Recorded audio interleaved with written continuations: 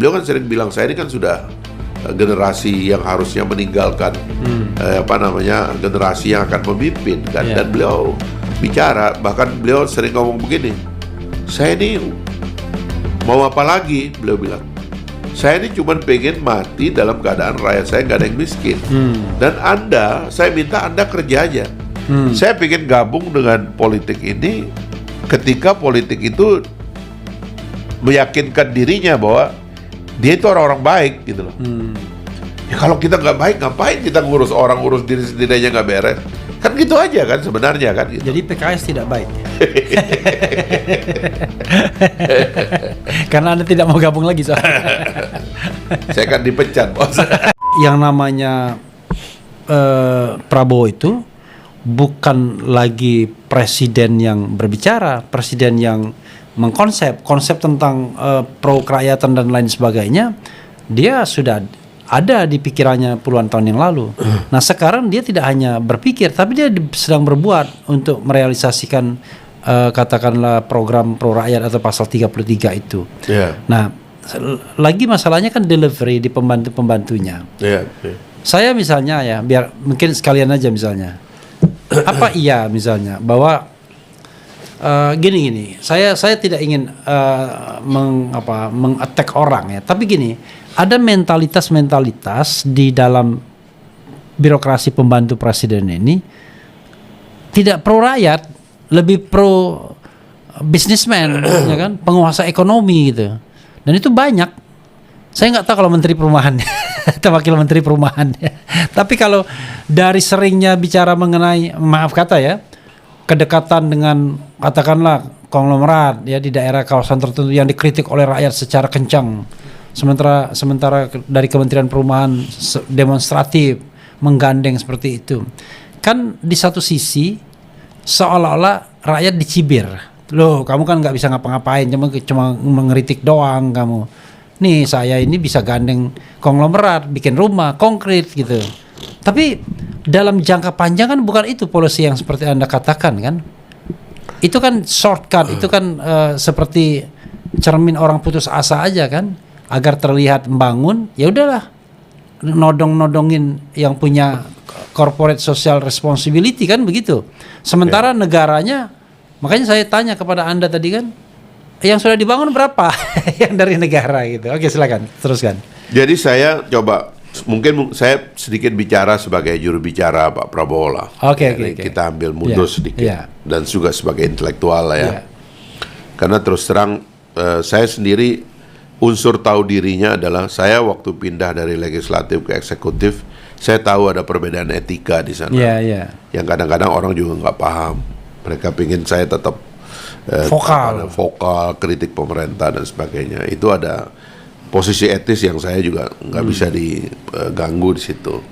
Tapi kalau saya bicara untuk membaca Pak Prabowo dari jauh gitu ya, sebagai atau dari dekat maksud saya sebagai mantan juru bicaranya itu, Pak Prabowo itu menurut saya sedikit dari pemimpin di dunia ini yang mengalami banyak hal dalam tangga menuju cita-cita memimpin negeri ini gitu. Jadi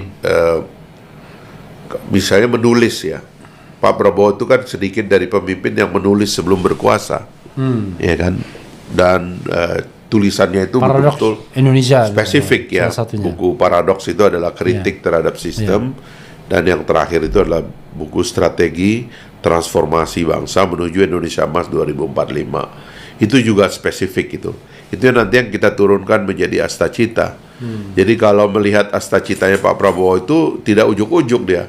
Jadi memang dia ada tahapannya. Dan Pak Prabowo termasuk presiden yang mengalami permenungan sebelumnya. Kan Pak Prabowo itu bisa dibilang ada unsur terusir dari politik juga tahun 98 itu kan.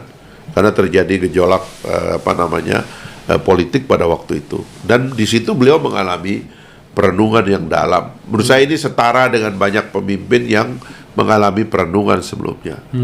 Jadi kalau kita membandingkan dengan, mohon maaf ya, presiden yang tiba-tiba berkuasa, tidak pernah merencanakan, tidak pernah memikirkan apa yang akan dilakukan sebelumnya. Maksudnya dibandingkan Jokowi. Iya, gitu. enggak, saya nggak nyebut nama ya, tapi karena yang sebelumnya soalnya dibilang. Sebelumnya lah. Oh, ya. ada lagi sebelum-sebelumnya. Atau di tempat lain atau gimana lagi. Prabowo memang beda. Itulah yang menyebabkan beliau kelihatan keras kepala yang seperti beliau katakan itu, seperti kemauannya keras, kemauannya kuat sekali.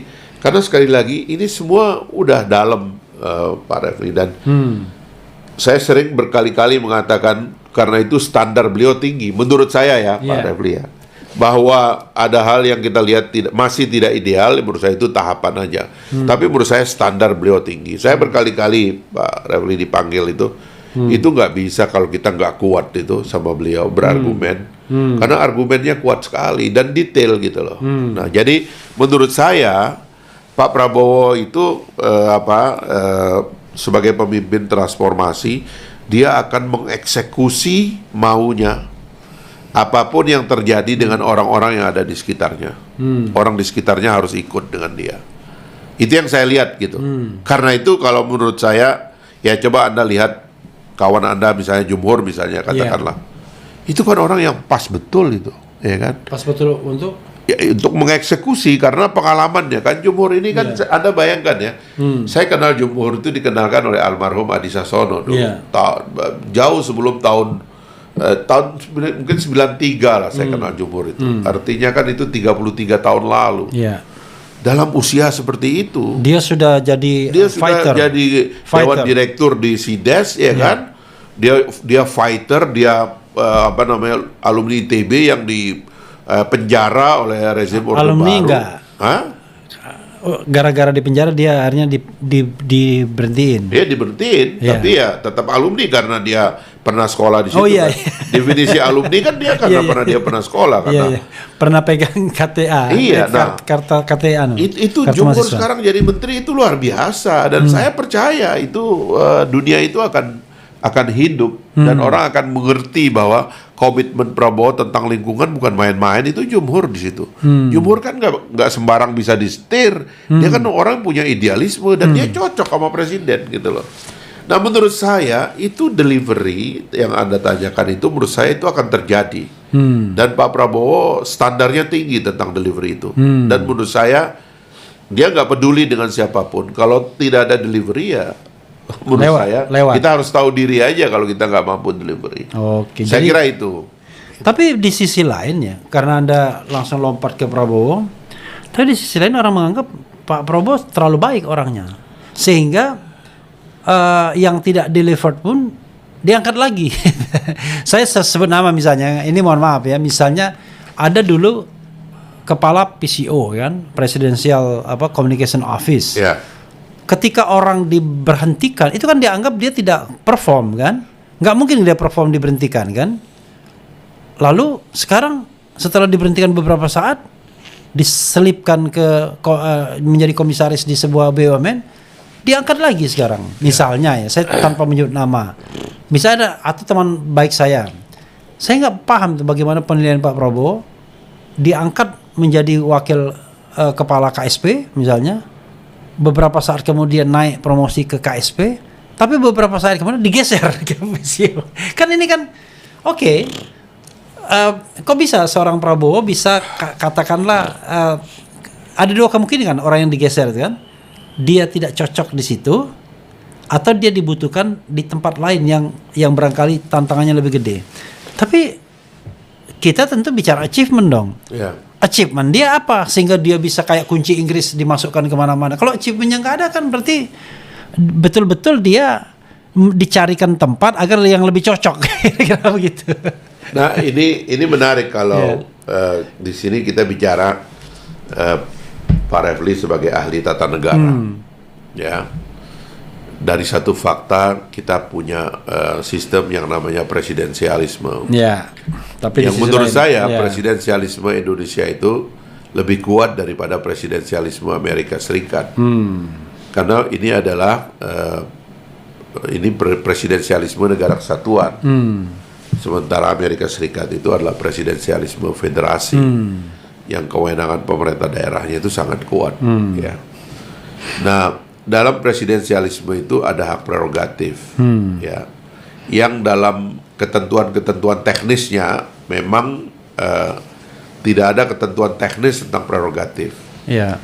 Sehingga hak dan kewenangan presiden dalam menempatkan posisi-posisi itu tidak ketat seperti Amerika harus pergi ke Kongres, harus presentasi, harus keluar rekomendasi dan sebagainya. Kita kan tidak ada, dan ini adalah sistem kita yang kita jalankan gitu. Sehingga saya memang membayangkan dalam presidensialisme kita itu memang nanti harus ada pengaturan tentang layer-layer dari kebijakan gitu. Sehingga dapur dari presiden itu memang harus lembaga dan tambah kuat. Dulu saya ingat Pak, waktu di DPR kita mengkaji tentang potensi kita membuat undang-undang lembaga kepresidenan. Ya.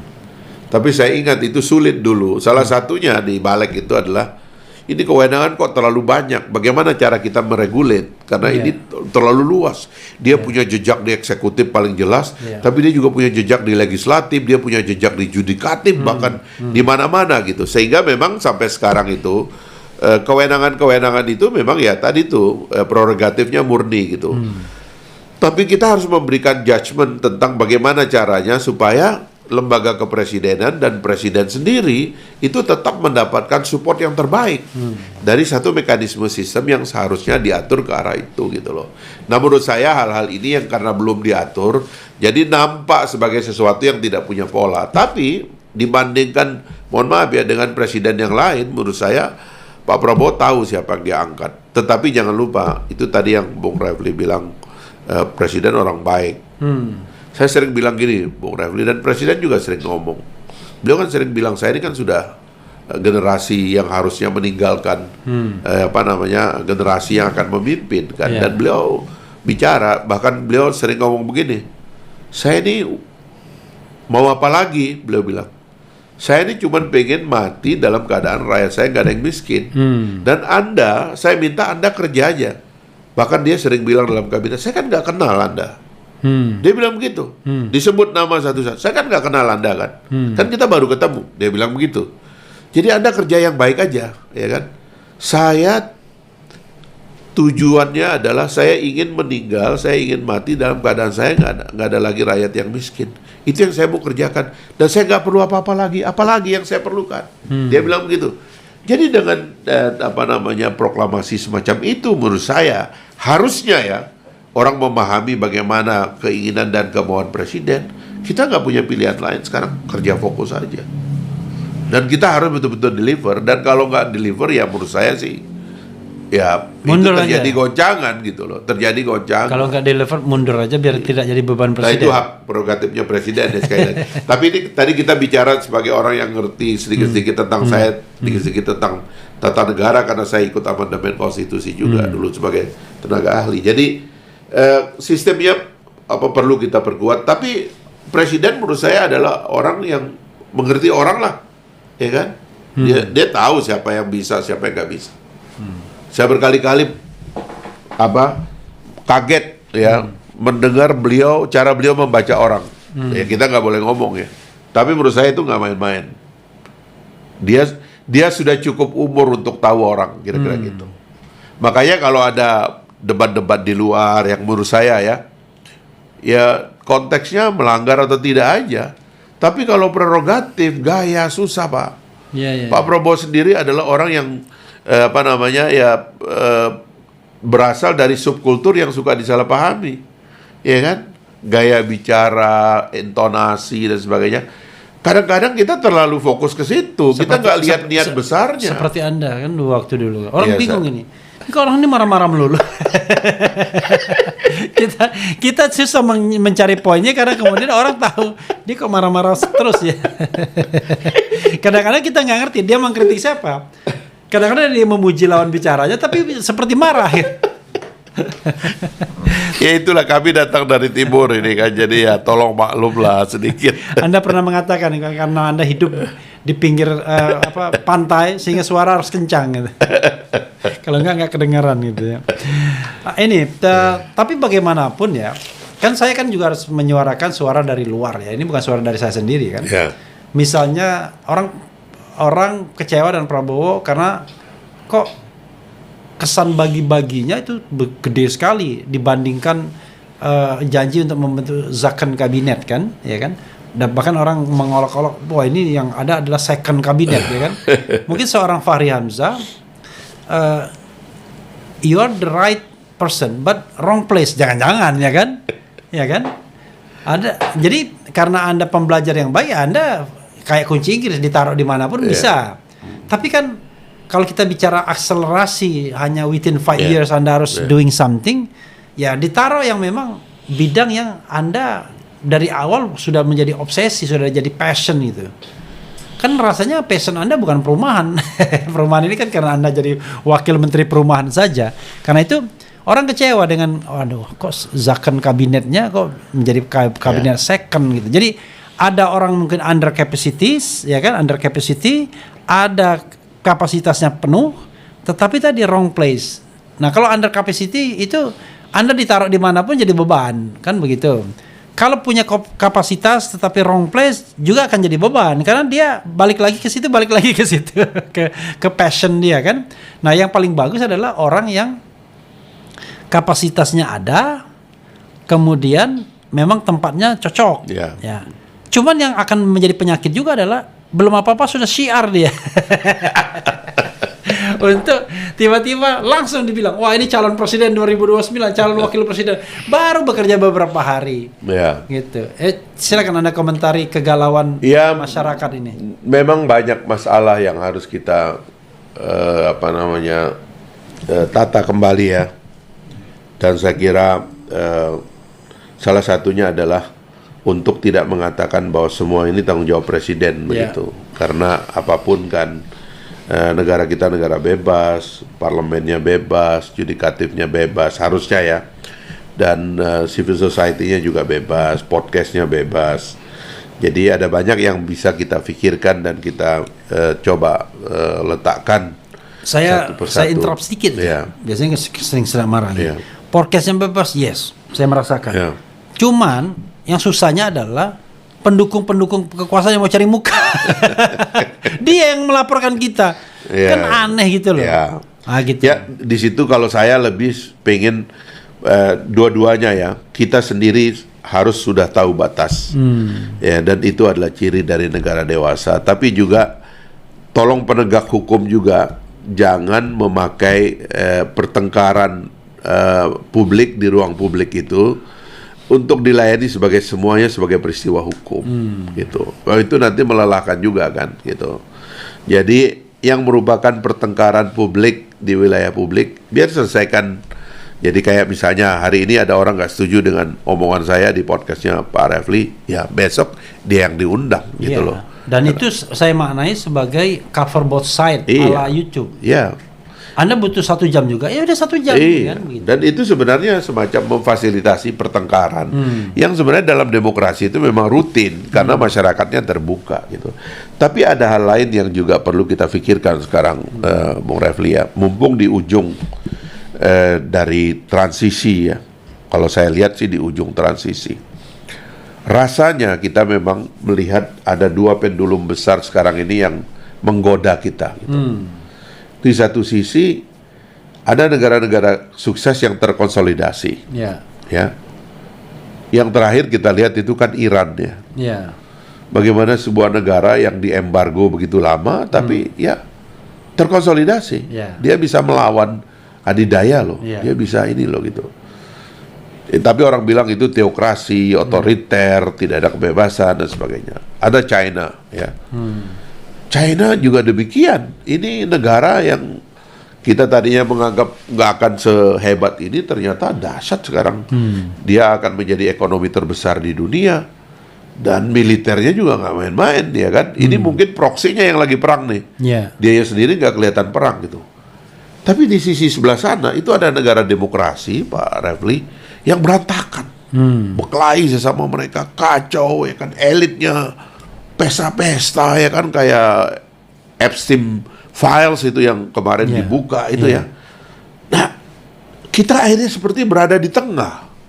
Ini mau kita ini bukan di tengah, di persimpangan. Di persimpangan ya kan. Kalau kalau di tengah kita berarti kita hebat dong. Bung Hatta bilang mendayung di antara dua karang gitu kan. Kita lihat ini semua. Dan menurut saya ya, tawaran-tawaran Pak Prabowo, makanya saya kemarin menulis Prabowonomics khususnya dalam ekonomi, itu coba layak kita pertimbangkan sebagai satu generasi yang sedang mengkonsolidasi diri dalam tahapan lanjutan gitu loh. Sebagai, saya bilang, ujung dari transisi, supaya kita betul-betul bisa negara matang dan kuat. Dan tidak ikut-ikutan dengan yang ada, sehingga kita nggak punya pola untuk membangun kekuatan kita sendiri. Nah, saya melihat itu, cara itu untuk membaca semuanya gitu. Jadi saya sekarang ini bukan penganut demokrasi liberal. Saya juga, mungkin dulu pernah saya dianggap terlalu liberal begitu waktu di parlemen. Kan saya membela kebebasan yudikatif tentunya karena saya di parlemen.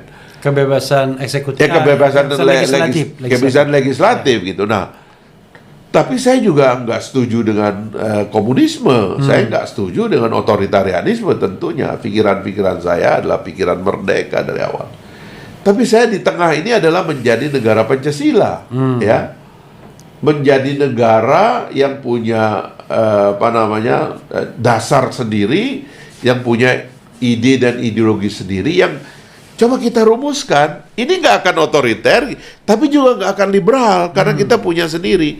Dan coba kita agak serius memikirkannya sekarang. Betul, the middle way itu, jalan tengah. Iya. Sekarang kan kalau kita lihat Pak Prabowo dalam ekonomi, Pak Prabowo itu apa sih, dia orang ngerti Barat, orang hidup di Barat kok. Berpikirnya aja dengan bahasa Inggris, ya kan? Dan dia makanya dia nggak ada, dia confident. Jarang kita punya pemimpin yang siang hari ini dia makan bersama Putin, besok malam dia makan sama Macron, padahal ini orang musuh. Ngomongnya fasih, dia berbicara nggak perlu, kalau ketemu pemimpin-pemimpin dunia kan nggak perlu kursus dulu kan. Dia kan langsung bicara dengan confident gitu. Jarang kita punya pemimpin seperti ini yang kemudian mencoba ngajak, coba kita agak ke tengah lah dikit gitu loh, ya kan? Karena agendanya banyak. Orang miskin masih banyak, orang kurang gizi masih banyak. Generasi 2045 Indonesia emas itu masih stunting loh. Nggak bakalan ada negara maju kalau generasinya ini stunting. Ayo kita kasih makan dong. MBG beliau introduksi. Kalau ada kegagalan operasional, hajar itu kegagalan operasionalnya, kritik. Tapi jangan ide untuk menyehatkan satu generasi yang akan menjadi Indonesia emas ini kita halang-halangi. Nah, itu yang menurut saya sekarang kesana kita berpikirnya, Bung Refli gitu. Luar biasa. Tapi sadar nggak Anda bahwa banyak sekali orang ya, tapi ini saya boleh dikritik balik. Banyak sekali orang yang kemudian memuji pemimpinnya, the current leader ya. Dulu bagaimana orang memuji Jokowi gitu ya. Sebagai orang yang kita harus cut dulu, don't go anywhere.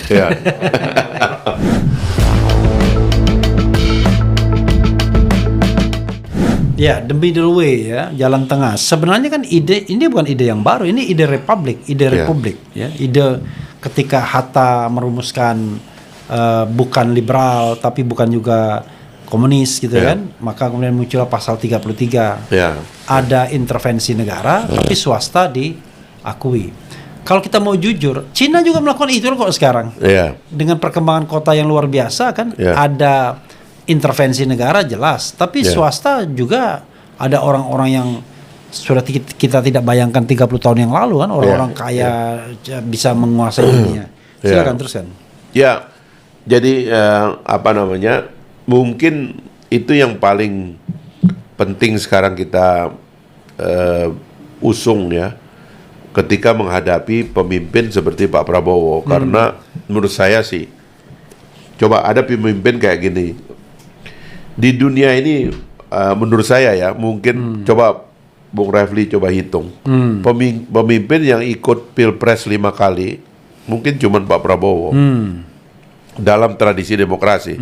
Setahu saya yang paling banyak itu mungkin yang bukan paling banyak, yang mungkin agak sepadan tuh dengan Nixon.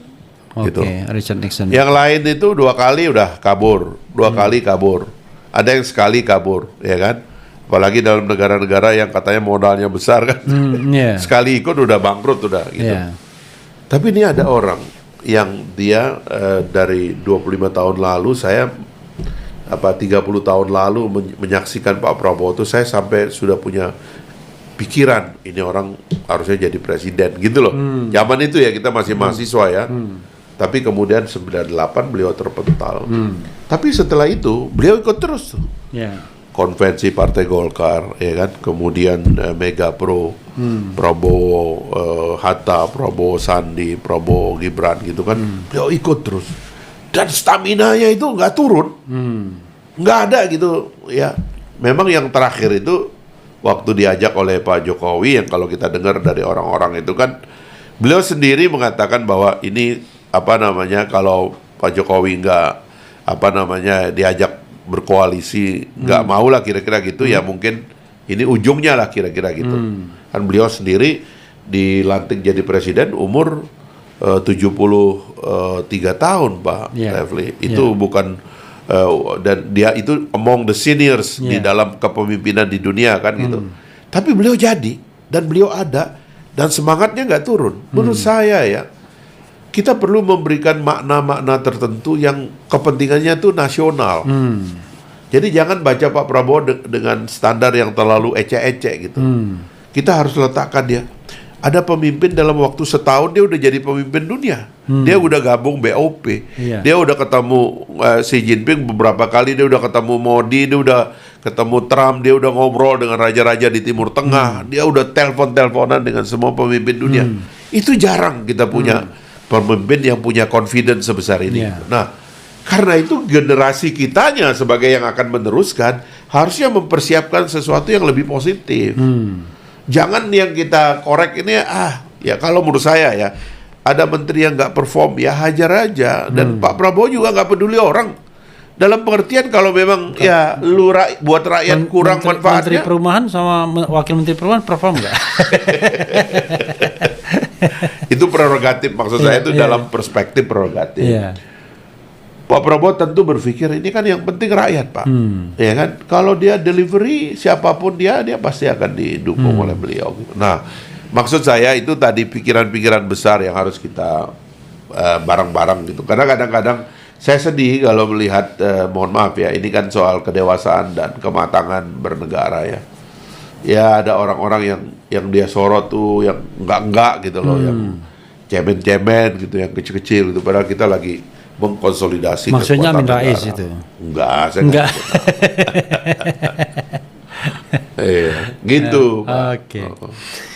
Ya, kalau kita ngomong begini nggak akan selesai. Tapi begini, seorang Fahri Hamzah ya, usia Anda kan sebenarnya muda walaupun penampilan uban semua. Udah lebih dari 55, Bos. Sebentar lagi 56. Iya, enggak dong. Ya, Anda kan kelahiran tahun 71. Iya. Tahun 71 55. 71-nya November. Iya kan? Berarti kan belum 55. Iya. Masih 54 kan? Iya. Masih 54. Sebentar lagi 60 maksud saya. Iya. Nah, kalau sebentar lagi 60 saya apalagi kan gitu. tapi kan sebenarnya memang ya 55 itu 53, 54, 55 itu sebenarnya generasi emas kan. Ya. Ketika menjadi presiden Jokowi 53 tahun loh. Ya. Ya walaupun kemudian kita anggap dari anta beranta tapi 53 tahun dia jadi presiden. SBY juga tidak terlalu tua juga. Jadi presiden ya. Prabowo saja yang 70-an tahun. Iya. Kalau kita bicara tentang agenda pribadi ini jelas ya mungkin ya. Mau kemana Fahri Hamzah ini? Anda dengan PKS-nya dulu kan sudah well established sesungguhnya. Saking well established-nya dari pertama sampai terakhir itu wasekjen terus. dari awal masuk dan kemudian sekjennya dia terus dan sekarang bersama Anda ya kan.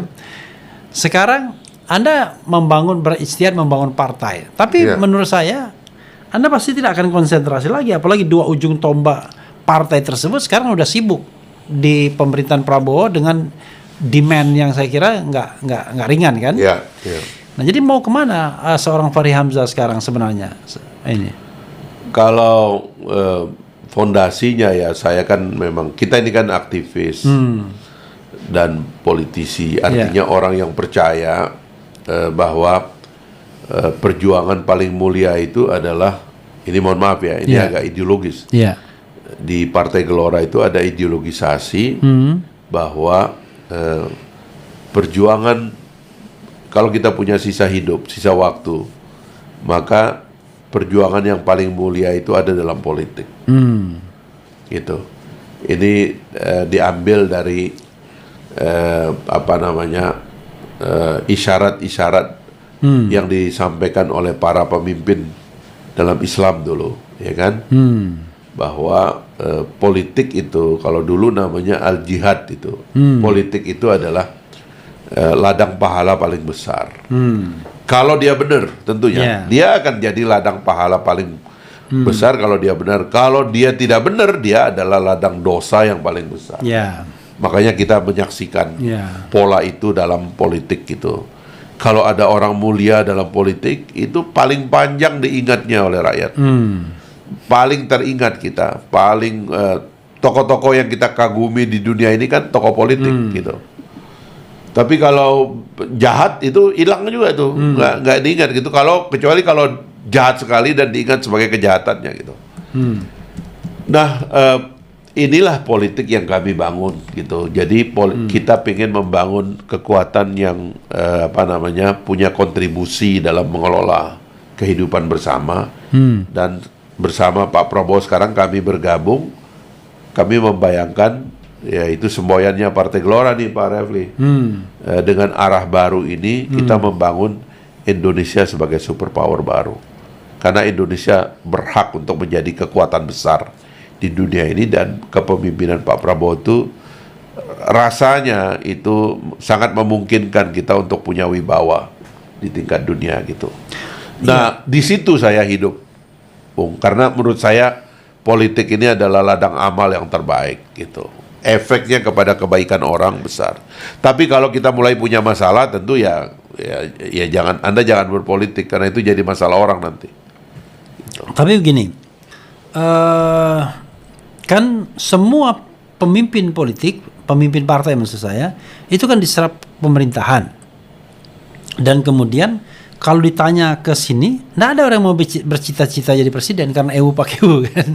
Padahal mandat terbesar di politik adalah ya siapa mendapatkan apa dengan cara bagaimana kan, dan mendapatkan yang terbesar itu adalah being presiden ya kan. Nah itu nggak ada, apalagi presidensial thresholdnya udah dihapus begitu. Artinya kesempatan orang untuk berkompetisi secara terbuka itu kuat dan tinggal dibangun sistemnya kan. Nah seorang Fahri Hamzah masa dalam usia 54 tahun kalah sama Jokowi?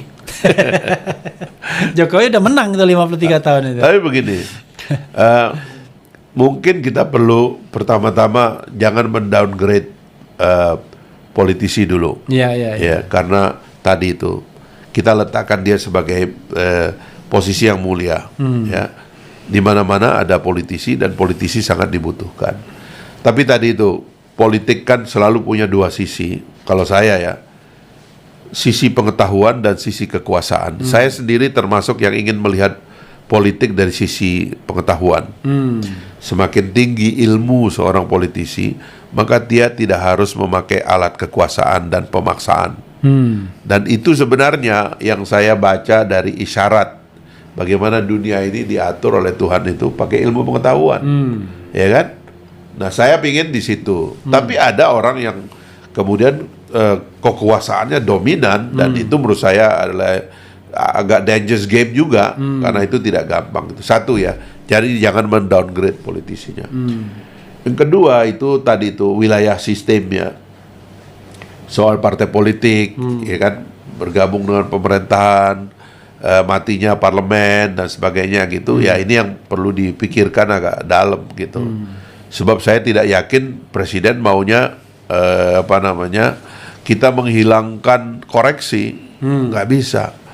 Jadi transformasi di negara-negara maju, saya membaca termasuk di Partai Komunis itu di China ya, Bung Refli, itu kritiknya itu tajam sekali dalam rangka menjaga eskalasi gitu loh. Itu terjadi di banyak negara lain yang sukses gitu. Jadi menurut saya kita berjalan ke depan dengan keyakinan bahwa pemimpin kita orang-orang baik. Dan saya sih sebenarnya itu sederhananya gitu juga, Bung Refli. Saya ingin gabung dengan politik ini ketika politik itu meyakinkan dirinya bahwa dia itu orang-orang baik gitu loh. Ya kalau kita nggak baik, ngapain kita ngurus orang, urus diri sendiri aja nggak beres? Kan gitu aja kan sebenarnya kan gitu. Jadi PKS tidak baik.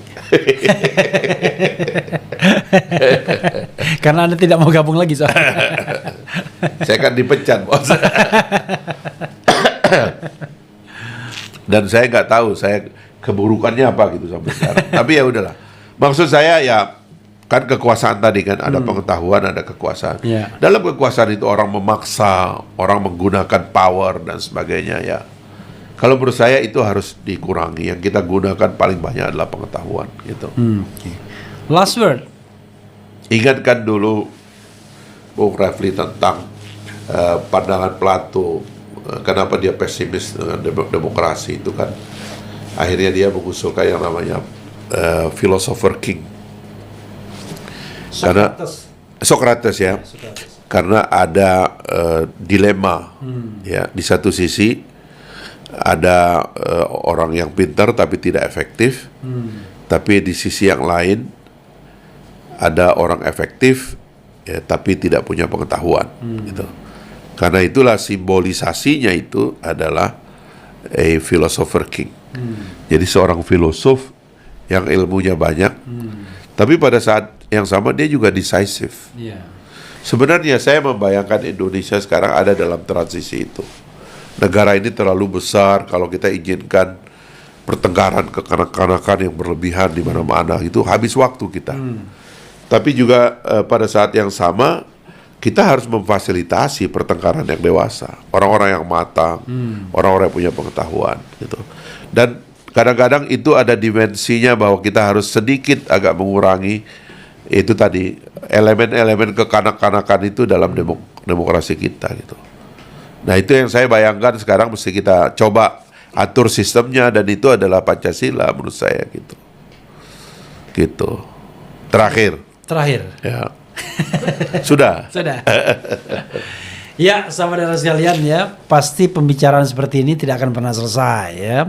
Nanti pada suatu saat mungkin ada juga baiknya itu, ada partner ngomongnya di sini ya kan, yang barangkali punya different perspektif. Nah itu kita bertengkar, tapi bertengkar untuk menghasilkan sebuah pemikiran yang baik kan, brilian. Kadang-kadang kan memang pikiran ini memang harus dipertengkarkan. Nah, cuman yang susahnya adalah bertengkar bukan pikiran, tetapi bagaimana menjebak lawan untuk dipolisikan. itu tidak fair namanya. Jadi bertengkarlah dari sisi pemikiran, bahwa Anda punya keyakinan, punya konsep, punya pengetahuan, dan Anda pertengkarkan dengan orang, tapi jangan pukul-pukulan, jangan polisi-polisian. Makasih Bro Fahri Hamzah, luar biasa, keren.